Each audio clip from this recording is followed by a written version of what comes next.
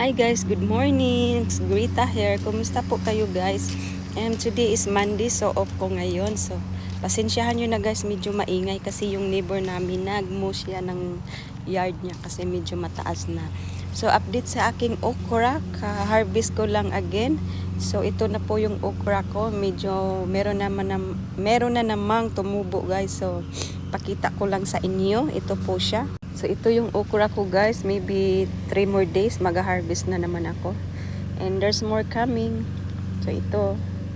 So I'm so glad really guys na nagtanim ako ng okra kasi paborito ko kasi yan, lalo na isawsaw sa suka. Oh my god, it's so yummy. Dito ako sa labas ng bahay guys kasi yung pusa namin gusto na nilang lumabas ng bahay, na bored na sila. So time check now is 9:30 ng umaga. So yung isa kong pusa wala na dito, tumakbo na, ewan ko kung saan na napunta. Tapos itong si Bila papunta pala doon sa lugar niya, ito siya. Ayan si Bila papunta na doon sa neighbors namin na yard. Marami kasing diyan ibon. So hindi naman siya apit na ibon. Yung mga ligaw-ligaw na ibon, so kaya gusto nilang pumunta doon. And yung isa kasi mahilig din ng squirrel, kaya gusto niya maglakad-lakad siya. And ito na din yung malunggay ko. Ang laki na talaga ng malunggay ko. So ang gagawin ko ngayon sa day-off ko, siguro ako kung saan ko itatanim yung meron kasi akong guava tree. So kailangan ko na talaga siyang yung guava tree ko, kailangan ko na talaga siyang ilipat kasi para tutubo na siya and magkaroon na ulit ng bunga. Kasi meron siyang bunga na 4 or 5, pero kaso nga lang,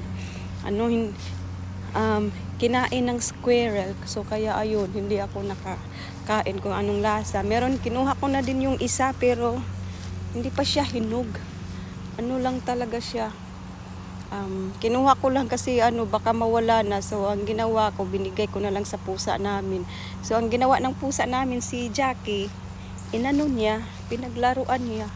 Oh wow, mayroon dito. Sino kayong naglagay nito?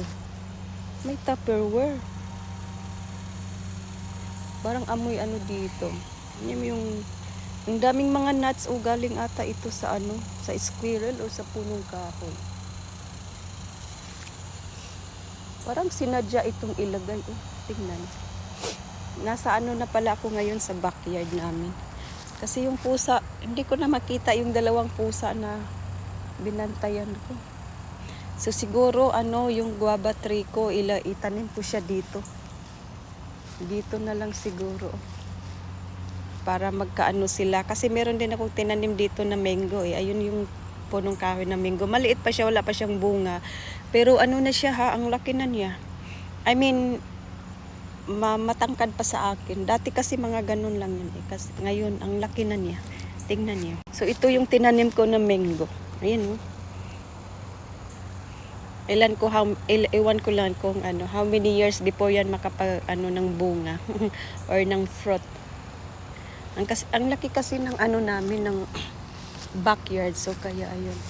Siguro dito ko na lang itanim yung guava tree dito. Kaya ayun. So ngayon siguro lang ako today. Bahay lang ako today kasi nga sobrang init ngayon guys dito sa Florida. Kahapon naging 99, but it feels like 100 degree. Grabe ang init niya guys, as in. So kaya ngayon ang gagawin ko sa day off, siguro lang. Sa loob ng bahay, iwas sa init kasi hindi din kasi maganda pag masyadong mainit. So ayun guys, don't forget guys sa pag-like sa aking ibang videos and share.